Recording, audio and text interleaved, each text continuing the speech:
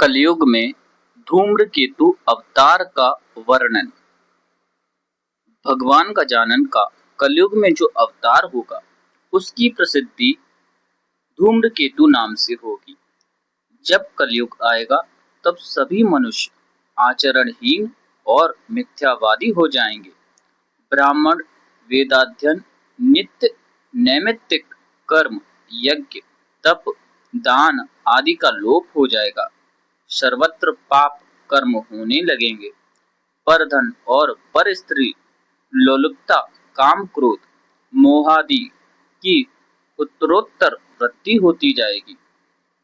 समय पर वर्षा नहीं होगी तथा नदियों के किनारे खेती होने लगेगी। बलवान लोग बलहीनों को सताने लगेंगे। उनकी धन संपत्ति स्त्री आदि को छीन लेंगे। ब्राह्मणों का कार्य अन्य वर्ण और अन्य वर्णों के कर्म ब्राह्मण करेंगे। सभी विद्वान मूर्ख और धनहीन हो जाएंगे। लोग दूसरे के धन को लेकर हड़पने लगेंगे। सर्वत्र हाहाकार मच जाएगा। दूसरे से धन मांगने में किसी को संकोच नहीं होगा। लोग झूठी गवाही देने में संकोच नहीं करेंगे।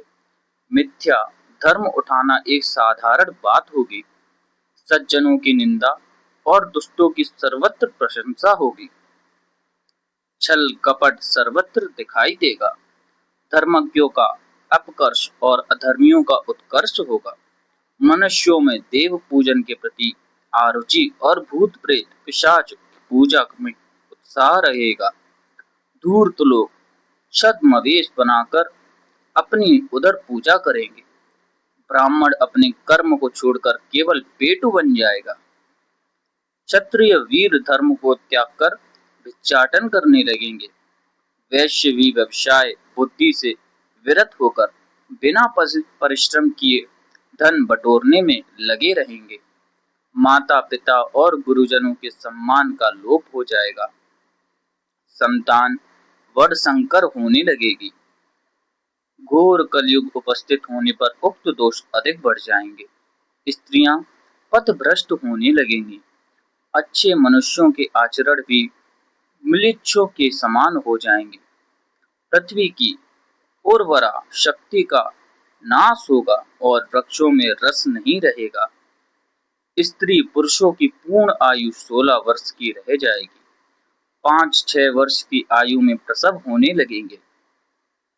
देवताओं और तीर्थों का लोप हो जाएगा। धन का अर्जन ही जीवन का प्रमुख उद्देश्य रहेगा। ईर्ष्या, द्वेष, अहंकार और मानसिक ज्वाला सदैव दग्ध करती रहेगी। सर्वत्र अधर्म, अन्याय, अत्याचार, दुराचार आदि का बोलबाला रहेगा।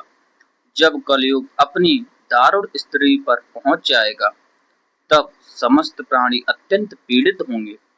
उनमें वासनादि का विक्षेप अपनी चरम सीमा पर होगा। स्वाहा स्वधा वशटकार के ना होने के कारण देवताओं को भूखे रहना होगा। वे अत्यंत त्रस्त हो जाएंगे और उपाय करके भी उस स्थिति से छुटकारा नहीं पा सकेंगे। तब उन्हें एक ही उपाय श्रेयस्कर प्रतीत होगा, भगवान गजानन की शरण में जाना। वे सब एकत्र होकर उनकी शरण में आ जाएंगे और उन महाप्रभु को बारंबार नमस्कार करते हुए उनका अनेक उपचारों से पूजन करेंगे। उनका स्तवतन करके परिक्रमा आदि के द्वारा उन्हें सब प्रकार से प्रसन्न कर लेंगे। तब से परमात्मा उनके संकट निवारण का आश्वासन देकर सभी को भय रहित करेंगे। तदुपरांत समय पाकर वे दयामय विनायक प्रभु पृथ्वी पर अवतार लेंगे। वे शूर्पकर्ण और धूम्रवर्ण के नाम से प्रसिद्ध होंगे। वे धूम्रकेतु भी कहलाएंगे। उनका वाहन नीला अश्व होगा। शत्रुओं का संहार करने वाले वे प्रभु क्रोधावेश के कारण अत्यंत तेजस्वी होंगे। उनकी देह से दिव्य ज्वाला निकलती हुई प्रतीत होगी।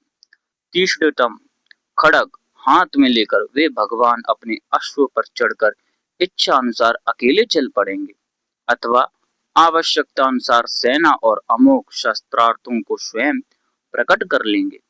महाप्रभु शूर्पकर्ण अपने तेज से समस्त पापों और पापियों को नष्ट करने में समर्थ होंगे। वे अपने परम तेज और सेना द्वारा मलेच्छों के विनाश में शीघ्र ही सफल होंगे।